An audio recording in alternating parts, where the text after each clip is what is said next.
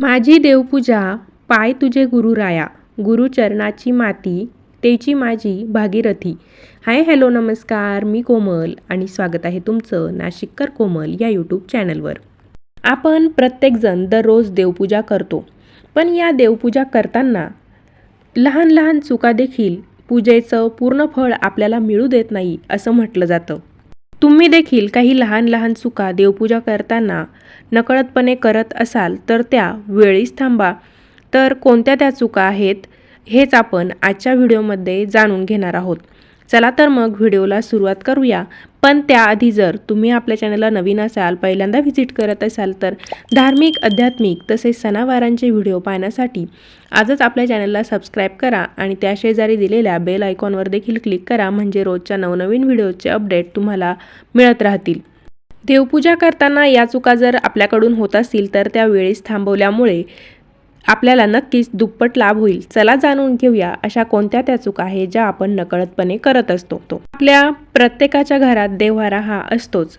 काहींच्या घरात देव्हारा नसेल तरी एखादी का होईना देवाची मूर्ती आपल्याला बघायला मिळते. दररोज देवपूजा केल्यामुळे आपल्याला शारीरिक आणि मानसिक शांतता मिळते. त्याचबरोबर आपल्या जीवनातील दुःख, अडचणी दूर होण्यास देखील मदत होते आणि त्यामुळेच आपण दररोज देवपूजा करत असतो. याच कारणांमुळे प्राचीन काळापासून देवपूजा करण्याची प्रथा आपल्या पूर्वजांनी चालू केलेली आहे.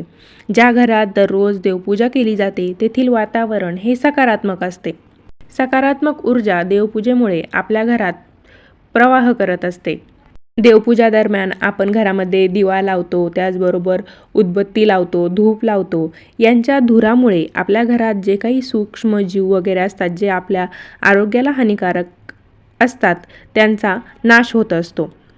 मात्र आपल्या शास्त्रामध्ये देवपूजेचे काही नियम सांगण्यात आलेले आहे. जर या नियमांचे पालन करून आपण देवपूजा केली तर त्याचं श्रेष्ठ फळ आपल्याला प्राप्त होतं. पूजेमध्ये आपण हळदी, कुंकू आणि तांदूळ, ज्याला आपण अक्षता म्हणतो, तर ते देखील अर्पण करतो. पण रोजच्या पूजेमध्ये आपण देवांना हळदी, कुंकू, गुलाल, बुक्का आणि फुले एवढ्याच गोष्टी अर्पण करत असतो. पण दररोजच्या देवपूजेमध्ये देखील अक्षता या जरूर अर्पण कराव्या आणि या अक्षता अखंड असाव्या. म्हणजे जे काही तांदूळ आपण अक्षता म्हणून वापरतो तर ते तांदूळ अख्खे असावे, त्यांचे तुकडे झालेले नसावे. आणि पूजेसाठी हे तांदूळ अक्षता आपण वापरतो तर त्या शक्यतो हळदीने पिवळ्या करून घ्यायच्या, किंवा पिवळ्या व्यतिरिक्त तुम्ही कुंकवाने लाल देखील करून घेऊ शकता. म्हणूनच दररोजच्या देवपूजेमध्ये लाल किंवा पिवळ्या रंगाच्या अक्षता देवाला जरूर अर्पण कराव्या. आणि दुसरी महत्त्वाची गोष्ट म्हणजे पूजेमध्ये विड्याचे पान देखील ठेवावे. या विड्याच्या पानावर विलायची, गुलकंद यासारख्या गोष्टी ठेवाव्या, किंवा संपूर्ण तयार केलेलं पान देखील तुम्ही ठेवू शकता. यामुळे पूजेचं संपूर्ण फळ आपल्याला मिळतं असं म्हटलं जातं. बऱ्याच भागांमध्ये देवपूजेमध्ये, दररोजच्या देवपूजेमध्ये विड्याचं पान ठेवण्याची पद्धत नसेल. ज्यांच्याकडे पद्धत नाही त्यांनी नाही ठेवलं तरी चालेल. परंतु मात्र ज्यांच्याकडे पद्धत आहे तर अशा व्यक्तींनी पूजेमध्ये फक्त विड्याचं पान न ठेवता ते संपूर्ण तयार केलेलं पान ठेवायचं आहे. त्यामुळे आपल्याला देवपूजेचं दुप्पट फळ मिळतं.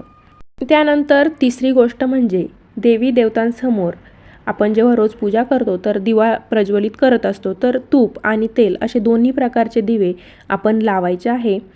आणि ते दिवे, तेलाचा जो दिवा आहे तो आपल्या डाव्या बाजूला आणि तुपाचा जो दिवा आहे तो आपल्या उजव्या बाजूला ठेवला पाहिजे. दररोजच्या देवपूजेमध्ये आपण ज्या कोणत्या देवांची पूजा करतो तर त्यांचं आवाहन करणं, ध्यान करणं, त्यांना आसन देणं, अभिषेक करणं, धूप, दीप, फुलं, हळदी, कुंकू, अक्षता, त्याचबरोबर नैवेद्य अर्पण करणं, या सर्व गोष्टी अनिवार्य आहेत. आणि या सर्व गोष्टी आपण दररोज न चुकता केल्या गेल्या पाहिजे. आणि दुसरी महत्त्वाची गोष्ट म्हणजे आपण दररोज जी देवपूजा करतो किंवा इतर कोणती पूजा असेल तर त्या पूजांमध्ये कुलदेवता असो, कुलदेवी असो, ग्रामदेवता असतो, घराची वास्तुदेवता असो, यांचं स्मरण देखील करणं तितकंच महत्त्वाचं आहे. त्यामुळे देखील आपल्याला पूजेचं दुप्पट फळ मिळण्यास मदत होते. आपण बरेच जण कळत नकळतपणे ही एक महत्त्वाची चूक करतो. ती चूक अशी की आपण देवपूजेसाठी बसण्यासाठी आसन घेत असतो.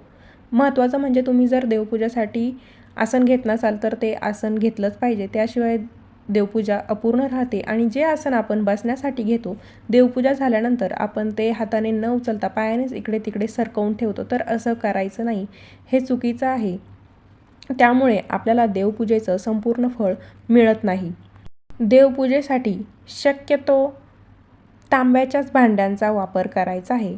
प्लास्टिकची, स्टीलची भांडी देवाला आवडत नाही. त्यामुळे आपल्या प्रत्येकाच्या घरात तांब्याचं पूजेचं ताट आणि तांब्याचा कलश हा असतोच, त्यांच्याद्वारेच देवपूजा करायची आहे.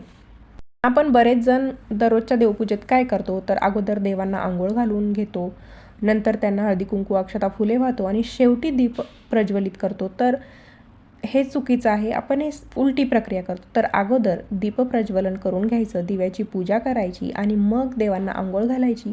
म्हणजे यानं आपल्या देवपूजेत जिवंतपणा येतो आणि पूजेचं संपूर्ण फळ आपल्याला प्राप्त होतं.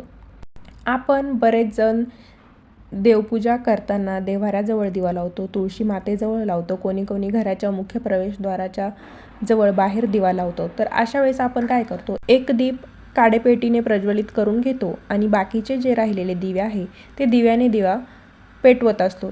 तर शास्त्रानुसार दिव्याने दिवा पेटवणे हे चुकीचं आहे. त्याने माणूस दारिद्र्याकडे जातो असं म्हटलं जातं. देवपूजा आपण दिवसभरात कधीही करू शकतो, त्याला वेळेचं काही बंधन नाही. मात्र उपासना करण्यासाठी सकाळची वेळ चांगली मानली गेली आहे. ब्रह्ममुहूर्तावर पूजा करण्याची, उपासना करण्याची परंपरा प्राचीन काळापासून चालत आलेली आहे असं आपण बघतो. आपले वाडवडील जे असतात ते ब्रह्ममुहूर्तावर देवपूजा करून घेताना आपल्याला दिसते. पूजेसाठी सकाळचा मुहूर्त चांगला का मानला गेला आहे, तर त्याचं कारण असं की ब्रह्ममुहूर्त हा देवांचा मुहूर्त आहे असं म्हटलं जातं. त्या काळात संपूर्ण दैवी शक्ती जागृत असते. ज्याप्रमाणे सूर्याच्या पहिल्या किरणांनी फूल उमलतं, त्याचप्रमाणे सकाळच्या काळात म्हणजे ब्रह्ममुहूर्तावर सूर्योदयाच्या वेळेस देवपूजा केल्यानं ईश्वर प्राप्ती होते असं म्हटलं जातं. सकाळी पूजा करणं हे आपल्या आरोग्यासाठी देखील फायदेशीर ठरतं. तर ते असं की सकाळी जर आपण देवपूजा करणार असेल तर आपण पाणी, फुले, पूजा साहित्य जमा करण्यासाठी थोडंफार बाहेर पडत असतो आणि सूर्याची किरणे आपल्या शरीरावर पडत असतात. त्यामुळे आपल्या शरीराला व्हिटॅमिन डी मिळते. त्याचबरोबर सकाळी सकाळी पूजा केल्याने आपल्या शरीरात सकारात्मक ऊर्जा संचारते. त्यामुळे आपण दिवसभर सहजरित्या तणावमुक्त राहू शकतो. आपलं मन देखील दिवसभर प्रसन्न राहते.